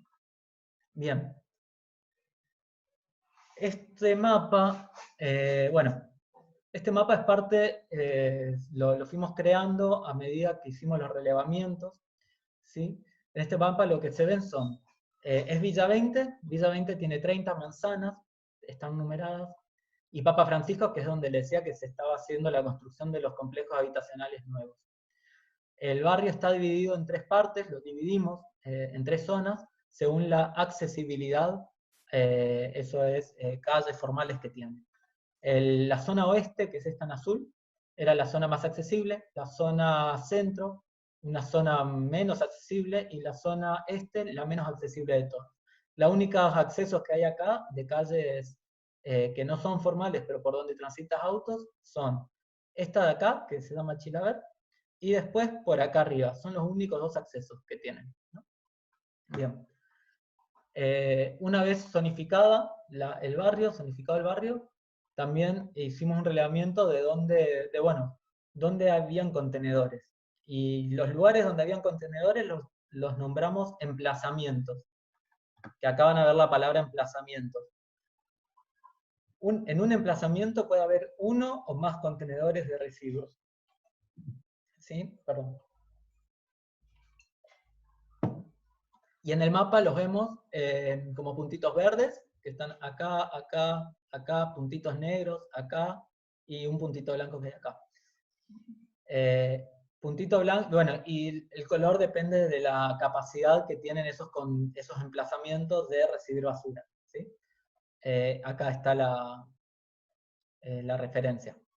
Y después también están señaladas las principales instituciones educativas, no se ven mucho, son unos libritos azules, que los considerábamos como principales productores de residuos también. Así que era importante mapearlos, a nuestro entender. Bueno, y acá ya podemos empezar cuando yo les estoy mostrando estos números de, relevamos 13 emplazamientos en el barrio, o sea, 13 lugares donde habían contenedores de basura. Y habían en total en el barrio 40 contenedores de basura. Y la capacidad total en litros de esos contenedores era de 55.700 litros de basura, ¿sí? Estos que estamos viendo acá ya son indicadores, ¿sí? Acá yo les estoy mostrando indicadores. Y estos indicadores fueron surgiendo, no fueron... Acá no se trata de crear la pólvora, de inventar la pólvora. De vuelta, agarramos todo lo que tenemos, toda la información existente, y con lo existente y con la realidad, con lo que tenemos en territorio, buscamos los indicadores que sean específicos, puntuales y más económicos para trabajar y útiles. Entonces, bueno, esta era la situación en cuanto a contenerización del barrio. Y acá abajo les comparto la situación de 3 comunas, otras 3 comunas, la 5, la 9 y la 13, que son comunas que se caracterizan más por barrio formal. Entonces conseguimos un informe de Defensoría en donde hacían un relevamiento de la situación en contenedores de esas comunas. Entonces, y eso nos sirve como para comparar la situación de esas comunas con la de un barrio informal, en este caso Villa 20. De acá, por ejemplo, de esta información, resalto acá en amarillo esta columna que es la distancia máxima promedio a contenedor. O sea, en estas comunas, ¿cuál es la distancia máxima promedio a la que una persona se encuentra a un contenedor de residuos? ¿Cuántos metros tiene que caminar una persona como máximo para llegar al contenedor más cercano? Bueno, en las 5 era 150 y en las otras 2, 100 metros. ¿Sí? Entonces, este dato, esta información que ya existe, que ya fue utilizada, yo la agarro ahora, o la agarramos en realidad en la mesa de cuidado ambiental, y dijimos, bueno, esto va a ser un indicador, vamos a transformarlo en un indicador para nosotros. ¿Y cómo lo transformamos en un indicador? Lo vamos a ver en un ratito porque no está la filmina. acá tenemos la comparación de Comuna 5, 9, 13 y Villa 20, con alguna de la información, medio creo que lo mismo que había antes, pero comparado entre los 4. Entonces tenemos una columna de habitantes, número de habitantes, contenedores, número de contenedores, residuos sólidos urbanos generados en litros, siempre en volumen, la capacidad de contenedores, cuál es la capacidad diaria de los contenedores. Esta generación de residuos es por día, ¿sí? Es lo que se genera por día, en litros. Y la diferencia de capacidad que tienen los contenedores menos la cantidad de residuos que se generan. Y acá lo importante es ver que... Ahora, quiero aclarar algo. Los números en la comuna 13, 9 y 5 son muy altos, en habitantes y en todo, pero porque las superficies son enormes, son mucho más grandes, que Villa 20 es más chiquito, ¿sí? Entonces es como una comparación de superficies distintas. Pero bueno, la idea es ver la comparación de... En Villa 20 hay 40 contenedores, lo cual significa que hay 55.700 litros de capacidad por día. O sea, por día, si el barrio genera 55.700 litros, estamos bien porque hay contenedores para recibir toda esa basura. Pero resulta que por día se generan 216.923 litros, con lo cual estamos en déficit. ¿Bien? Yo no expliqué acá, yo no se los comenté, pero los residuos sólidos urbanos generados en Villa 20 también es un indicador que elaboramos a partir de información existente. Utilizamos un informe de la Facultad de Ingeniería de la UBA, en la cual definían cuál es el volumen promedio de basura que genera la Ciudad de Buenos Aires por persona, y también datos de una Dirección General de Estadísticas y Censos de la ciudad que también tenía esa información. Entonces, en base a esa información pudimos, y en base a un censo realizado en Villa 20, que sabíamos cuánta población había por manzana, pudimos hacer este indicador de cuánta basura se genera por manzana, ¿sí? Y cuánta basura se genera en todo el barrio. La misma información vista en un grafiquito, donde vemos la comparación. Eje Y son residuos generados, eje X los barrios, las barras azules la capacidad de los contenedores, y la barra roja los residuos sólidos generados por día, en litros. Y vemos cómo en Villa 20 se genera más de lo que se puede captar por los contenedores. En base a los relevamientos y en base, ahora sí, ¿se acuerdan que les dije que en las otras comunas habían 100 metros de distancia máximo de que tenía que recorrer alguien al contenedor más cercano? Entonces dijimos, bueno, tomemos ese valor de 100 metros y usémoslo para generar un indicador en nuestro barrio. ¿Qué indicador va a ser? Va a ser la de superficie contenerizada. ¿Qué es la superficie contenerizada? Va a ser toda la superficie alrededor de los contenedores, donde están los puntos, en un radio de 100 metros, ¿sí? Entonces, esto lo trabajamos con un programa que se llama QGIS, que es de mapeo, que para mí es clave a veces poder tener algún conocimiento de cómo elaborar mapas para los proyectos, porque es una manera visual de transmitir la información. Esto que veíamos antes, que un indicador pueda ser de fácil difusión. Bueno, un mapa te permite eso, te permite difundir la información de una manera amigable, linda y también como compradora para quien lo mira. Entonces establecimos los 100 metros, los radios de 100 metros alrededor de los contenedores, y son todos estos círculos que se ven, son las áreas contenerizadas, que están bien en cuestión de contenedores. Y todo lo naranja es la superficie del barrio que está en zona no contenerizada, ¿sí? Y esto lo definimos en base a los datos que habíamos sacado de los otros informes.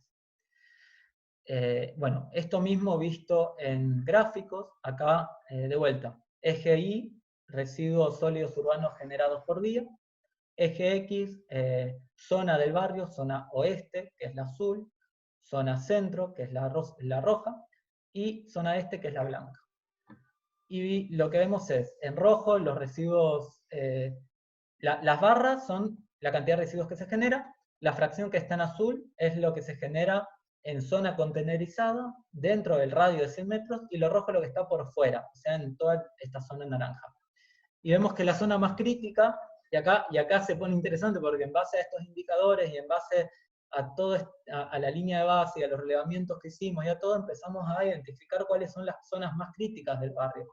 Vemos que en este caso es el centro, que son estas manzanas, que vemos que tanto en valores absolutos como en relativos. Esto es, la zona centro es donde mayor cantidad de residuos se generan 113.231 litros, y de esos 46.594 litros no están en zona, o sea, están por fuera de la zona contenerizada, que representan un 41% de toda la zona.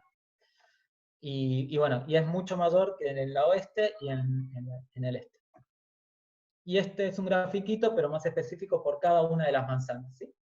Que nos permite ver cuáles son las manzanas que tendríamos que priorizar para tomar medidas. En este caso vemos que, bueno, que la 23, sin lugar a dudas, es la más complicada, está todo en rojo, es esta que está acá. Hay mucha población, se generan muchos residuos y ninguna parte de la manzana está cerca de un contenedor. Y después, bueno, la 22 también es muy grande, entonces tiene una parte contenerizada, pero otra que no. Después la 30, que es esta, si bien la mayoría está contenerizada, también hay mucha población, entonces esta pequeña parte significa muchos residuos y así. De esta manera vamos generando indicadores que nos van permitiendo ver el territorio y esto no queda acá, esto queda como información para seguir trabajando, tomar medidas, tomar decisiones y seguir haciendo relevamientos y seguir mapeando a futuro para ver cómo esto va cambiando, ¿sí? Esa es la idea. Entonces, en resumen, en este ejemplo se generó la mesa de cuidado ambiental, que fue una herramienta participativa, que se buscó generar lo que se priorizó, que todas las decisiones de intervención por parte del Estado en cuanto a lo ambiental surjan de esta mesa, con la validación de esta mesa. Entonces, era el Estado utilizando sus recursos y haciendo políticas, o sea, trabajando, pero gestionado por las organizaciones civiles, las organizaciones sociales, los referentes de los barrios, los vecinos, ¿sí? Ese era el espíritu de esta mesa y que, por suerte, funcionó bastante bien. Entre paréntesis, esto empezó en el 2019, plenas elecciones, con lo cual fue un condimento súper interesante y que trajo muchos desafíos. Pero bueno, funcionó. Y por último, acá en este ejemplo, algunos indicadores así bien puntuales. Los 4 indicadores que están, estos 4 de la izquierda son indicadores que se los estuve mostrando recién en el ejemplo, ¿sí? Y estos otros 4 son indicadores que no se los mostré por una cuestión de tiempos, pero que se abordaron, y que mientras que estos primeros, que los que estuvimos hablando, estaban más destinados a ver la situación general del barrio en cuanto a los residuos, los de la derecha eran indicadores más puntuales al relevamiento de los emplazamientos, de donde habían contenedores, para ver la situación en cómo estaban esos contenedores. Eran como indicadores más puntuales. Y como ven, ninguno de estos indicadores es realmente complicado. Salen de la cotidianidad, salieron del trabajo y del trabajo en conjunto con los vecinos y del trabajo en conjunto con las personas que decían, mirá, la verdad es que hay que ver cuáles son los residuos que hay en un contenedor. Entonces, bueno, veamos si hay escombros, veamos si hay voluminosos, veamos si hay residuos alrededor de los contenedores, si hay bolsas. Entonces, lo importante de acá, y que quiero que se lo lleven, y que ya lo dije antes, es que un indicador no tiene por qué ser una revelación matemática de una ecuación súper compleja que solo lo puede entender un especialista en residuos sólidos urbanos, por ejemplo. No, un indicador tiene que ser sencillo y la idea es tener las herramientas para poder ver dónde necesitamos indicadores, cuáles son los puntos críticos en nuestro proyecto, en nuestros trabajos, que tienen que ser monitorizados para ver que las cosas funcionen. Y ahí buscar los indicadores que nos sean más prácticos, más útiles. Acá el único indicador más complicado y más complejo por ahí es el residuos sólidos urbanos generados por manzana, porque es una información que para construirla tuvimos que acceder a información que por suerte ya había, de una sobre volumen que se genera por persona, un promedio, y hacer algunos cálculos, pero realmente tampoco era complejo. Y por último, me gustaría dejarle algunos links de interés. Acá pueden, bueno, lo primero que les voy a compartir es una página, se lo voy a poner ya, es una página Cambalache, que es una cooperativa geográfica. Yo les decía recién que me gusta trabajar con mapas, creo que son herramientas muy, muy sólidas para compartir información. Siempre depende del proyecto que uno esté encarando, ¿no? Pero cuando se trabaja en un territorio, se trabaja con poder mapear, da un alcance y fortalece mucho la difusión de nuestra información. Cambalache, por un lado, Cambalache tiene cursos que son pagos para trabajar con softwares especializados en mapear, QGIS se llama el software. Son buenos cursos, pero por otro lado también tiene material gratuito de capacitación para organizaciones civiles, organizaciones sociales o quien quiera, de introducción a las herramientas SIG, se llaman Sistemas de Información Geográfica, donde explican, bueno, qué es un SIG, para qué sirve, cómo utilizarlo, y tienen algunas capacitaciones, tienen ahí colgadas en su página capacitaciones de cómo elaborar mapas, todo con software gratuito, sin pagar nada. Herramientas abiertas a quien quiera usarlas y que son realmente sencillas, básicas, pero muy útiles y sencillas para mapear. Por eso pongo este link de Cambalache y los invito a que chusmeen la página, que si les sirve y si les interesa, y pueden encontrar, y de ahí por ahí pueden disparar para un montón de otras cuestiones relacionadas a sistemas de información geográficos. Pero bueno, los mapas que les mostré los hice con QGIS y bueno, y desde mi opinión sirvieron mucho en la experiencia para entender el territorio. Y después los siguientes links que les voy a dejar son de financiamiento, son links de distintas instituciones, organizaciones, en donde pueden encontrar financiamiento para proyectos en el marco de los Objetivos de Desarrollo Sostenible, capacitaciones gratuitas, becas, consultorías, páginas donde se generan alianzas y redes, otras páginas donde ayudan a buscar voluntariados, en fin, un montón de cosas súper útiles que me parece que son claves.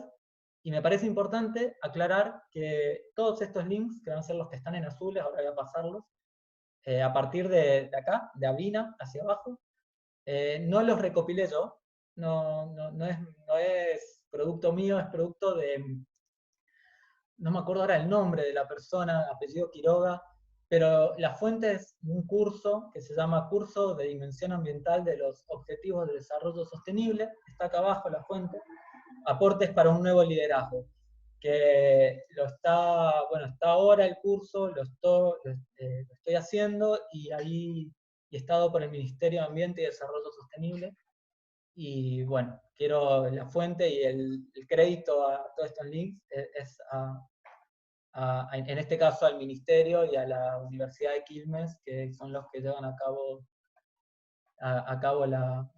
el curso. Así que bueno, después acá siguen los links de más páginas, se las muestro así, un ratito para que las chusmeen, después entiendo que Angie les va a pasar la presentación. Y estas dos. Y por último, sí hacer mención especial a lo que es la de vuelta. Y yo soy medio molesto con esto, pero me parece súper clave poder fortalecer las alianzas con el sector público, también con el privado, obviamente, pero desde mi visión, trabajo en el sector público, y el sector público se enriquece muchísimo con las organizaciones civiles, con las organizaciones sociales, y generan, y hay proyectos, hay programas, por ejemplo, del Ministerio de Ambiente y Desarrollo Sostenible, que se llama Casa Común, que apunta a generar una perspectiva integrada, perdón, me puse a leer, que es voy a leerlo, es un esfuerzo por atender demandas concretas de los sectores más postergados y vulnerables, y todo esto en el marco de los ODS. Entonces, ahí dejo el link, pero si lo googlean seguro lo encuentran. Y después en la provincia de Misiones, el Ministerio de Ecología, que es el ministerio que entiendo que está tomando hoy en día, por ahora, todo lo que es Objetivos de Desarrollo Sostenible. Entiendo que hay una secretaría nueva de Cambio Climático que va a empezar a tomarlo, creo.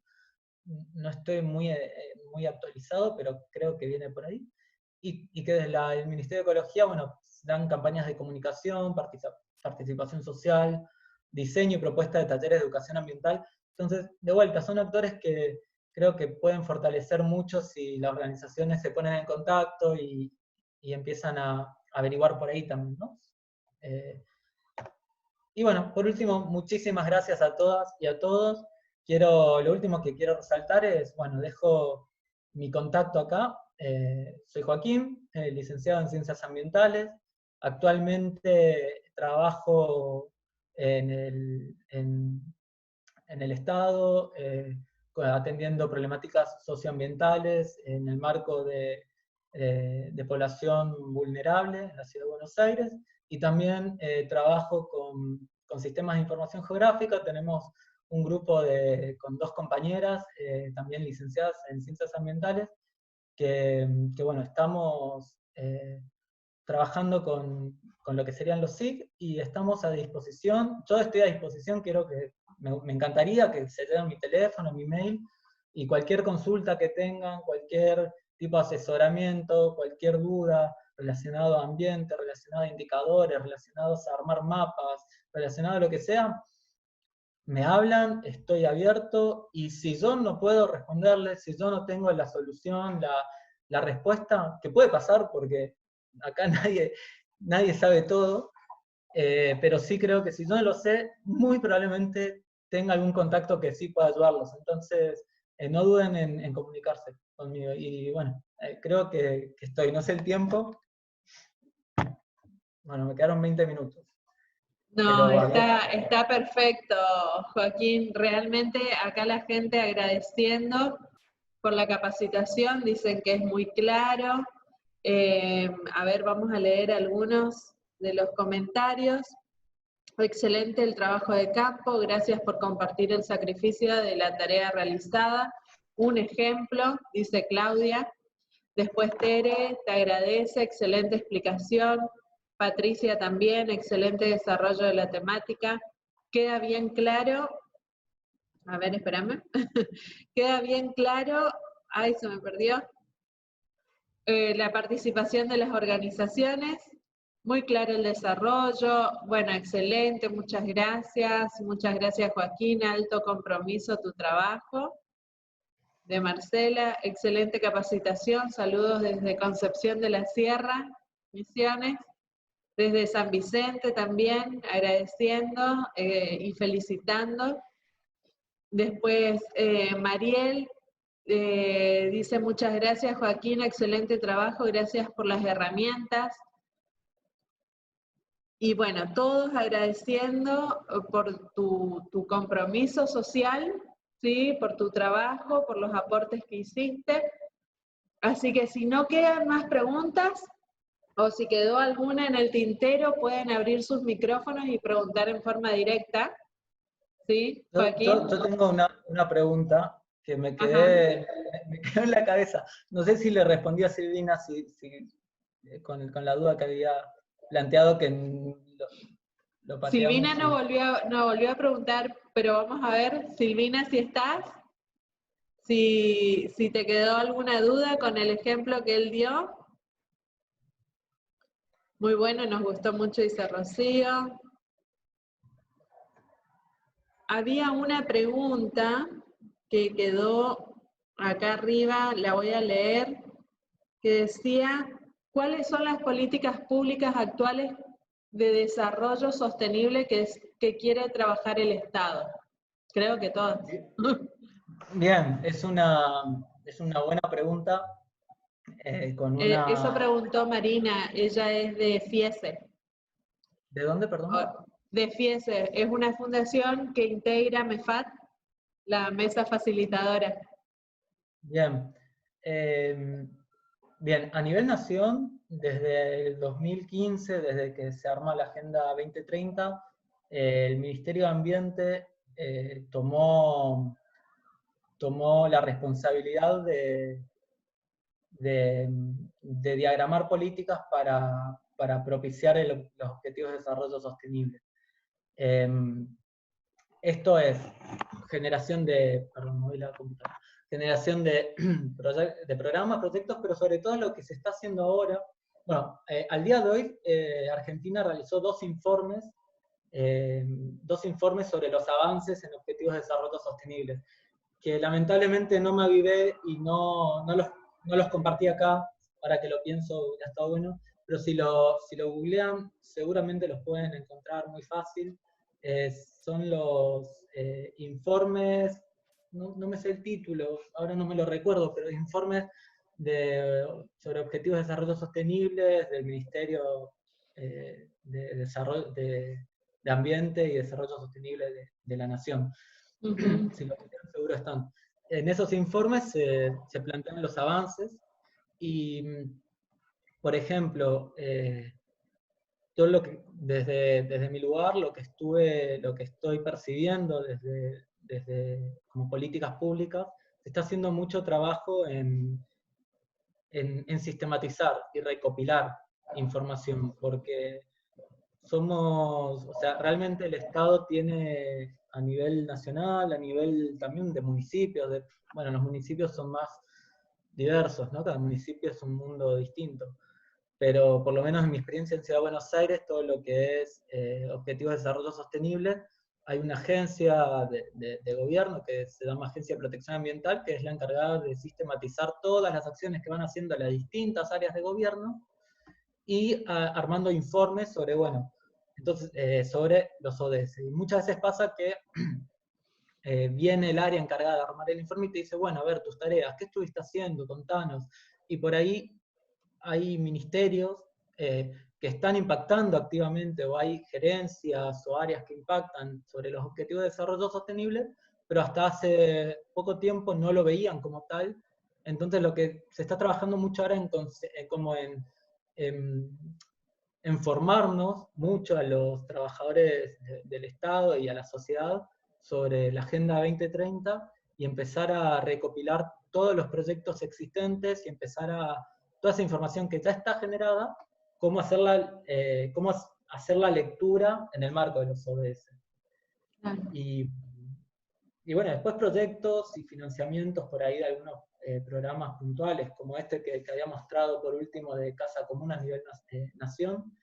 En Misiones desconozco, la verdad no estoy muy actualizado de las políticas públicas en Misiones, pero sí después trabajando dentro del Estado, hoy en día todo lo que vamos armando y toda la planificación que se va tomando a nivel estatal, siempre están los ODS, siempre empiezan a haber áreas ambientales en cada ministerio también. Por ejemplo, en el Instituto de yo empieza a conformarse de a poco un área pensada en las cuestiones de desarrollo sostenible, con una perspectiva ambiental, y entonces se está dando una transformación. Eso es lo que está pasando, se está transformando el Estado y se está reestructurando y de a poco yo creo que se va a ir clarificando un poco la ruta de las políticas públicas en el marco de los ODS.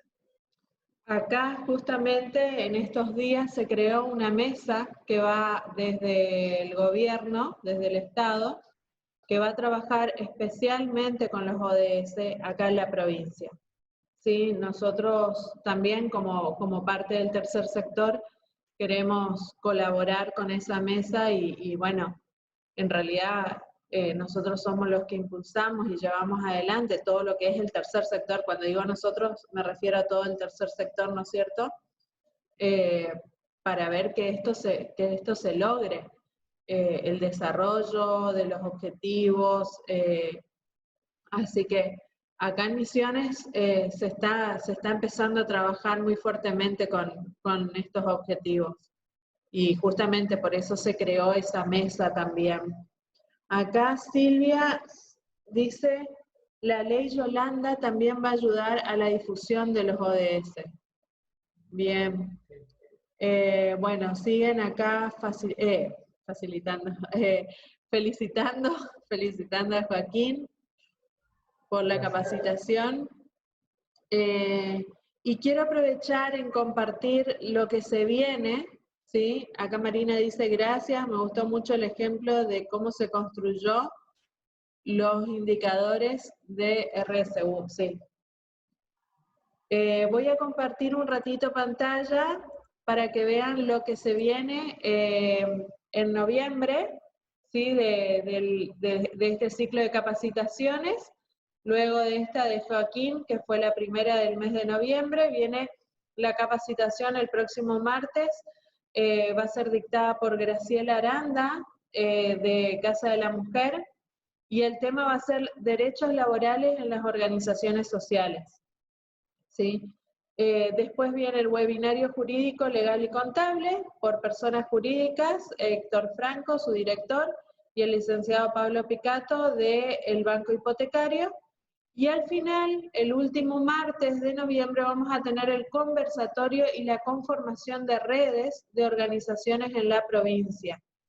Es importante que para ese último martes también se pongan algunos puntos, anoten algunos puntos que les gustaría trabajar para el 2021, 2022, ¿sí? Los próximos años. Así que con esto vamos a cerrar este ciclo de capacitaciones ya que venimos haciendo, ¿sí?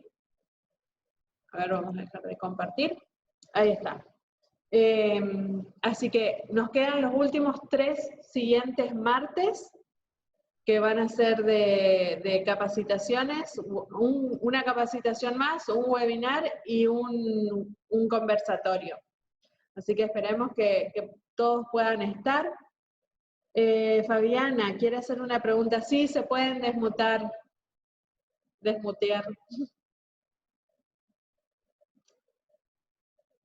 Fabi, también quiero que nos saquemos una fotito todos.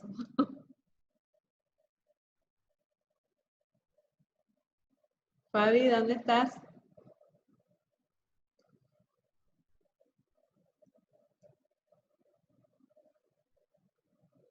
Ella no tenía muy buena señal, así que es muy probable que justo se haya desconectado.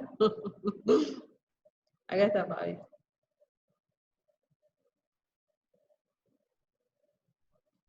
Fabi, te escuchamos. Hola, ¿cómo estás? Ahí está Fabi. Bueno, hola Joaquín, ¿cómo estás? La verdad, buenísima la charla, excelente disertación, muy claro todo, muy didáctico. La verdad que buenísimo. Te quiero hacer una pregunta que, o sea, capaz que es una pavada, pero, o sea, tengo una duda, o sea, delante de todo lo que expusiste es una pregunta que... Pero el otro día me corrigieron con respecto al tema de cómo me estaba dirigiendo cuando hablaba sobre los cuidados del ambiente. O sea, yo antes decía medio ambiente, cuidados del medio ambiente, y me corrigieron porque dice que ahora se dice ambiente. Yo lo que quisiera saber es si digo mal cuando digo medio ambiente. La verdad que tengo entendido La que diferencia. es el medio, por todo lo que vos explicaste hoy, me parece que está dicho bien medio ambiente. A ver, primero no hay preguntas, no hay preguntas malas, ¿no? Hay preguntas, y todos tenemos preguntas siempre, así que bienvenida. Y segundo, hay discusión, a ver, uno tiene sus posturas, ¿no? Hay discusión sobre cómo decir medio ambiente o ambiente. ¿Por qué te habrán corregido, Fabi? Porque cuando uno dice medio ambiente, está haciendo, o sea, el medio a medio de hábitat, ¿no? Un medio, esto que hablábamos, medio natural, medio social. Y por otro lado, ambiente, es como redundante en realidad, es un ambiente. El medio ambiente queda redundante.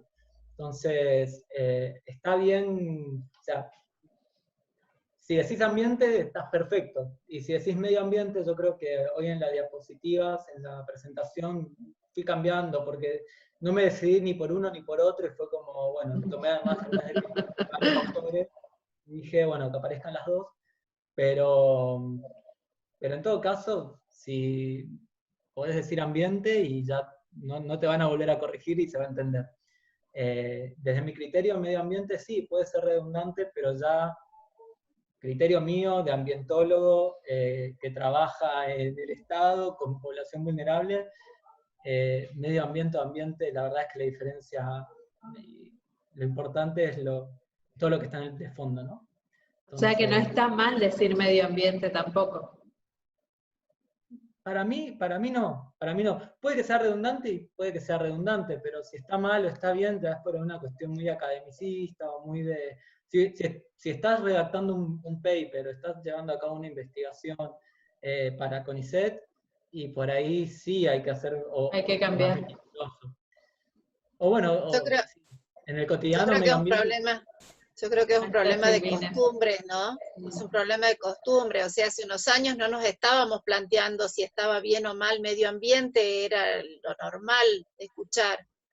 Hoy un poco el análisis de la redundancia, pero porque esa redundancia hoy medio ambiente o ambiente hace lo que vos explicaste perfectamente, una integralidad. Antes estaba referido solamente a la naturaleza o a lo que nos era externo a nosotros. Hoy nosotros estamos incorporados a ese ambiente. Totalmente. Claro. Sí. Gracias estoy viendo acá compañeros, colegas de FEDEFA, gracias por participar en este ciclo, que están ya hace varias capacitaciones acompañándonos. Así que bueno, ¿alguna otra pregunta? Aprovechando que tenemos ahí los micrófonos abiertos, ¿algo más que quieran acotar? Cualquier cosa, si surgen dudas o preguntas o quieren seguir informándose del tema o necesitan, para lo que sea, bibliografía, links, asesoramiento en lo que sea, o con quién hablarlo, o por dónde canalizar dudas, se los compartí, tienen mi teléfono, mi mail, y no duden que 100% a disposición. Genial. Justamente eso era lo que yo quería resaltar, lo puse en el chat, pero te lo quiero decir, Joaquín, sumamente agradecida por tu disposición, por tu amplitud, y por esa generosidad que tuviste de ofrecerte y de estar siempre a disposición, ¿no? Así que bueno, muchas gracias, y también felicitarte, Angie, porque una vez más fue un hermoso Zoom, muy informativo, muy formativo y con mucha información útil. Buenísimo, buenísimo. Bueno, la idea es que podamos seguir compartiendo herramientas que nos ayuden a crecer, ¿no es cierto? Tenemos esta facilidad de tener un Zoom en este momento, una plataforma así, ¿no es cierto?, para poder compartir experiencias, la experiencia de Joaquín allá en Buenos Aires, nos ayuda a ver cómo podemos trabajar nosotros en nuestros lugares, ¿no es cierto? Así que, buenísimo, Joaquín, muchísimas gracias por tu tiempo, muchísimas gracias por acompañarnos hoy y compartir toda tu sapiencia. A ustedes, sí. A ustedes, muchas gracias. Sacamos una fotito. A la 1, a las 2 y a las 3. Ahí está. En una página, ahora voy a la otra. A la 1, a las 2 y a las 3. Muy bien, parezco con los niños que estoy. Bueno, gente linda, nos vemos el próximo martes a las 16 horas.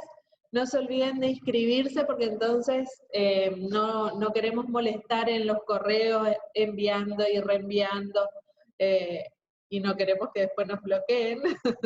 Así que sí les pedimos que se inscriban. Entonces sabemos que quieren participar en la próxima capacitación.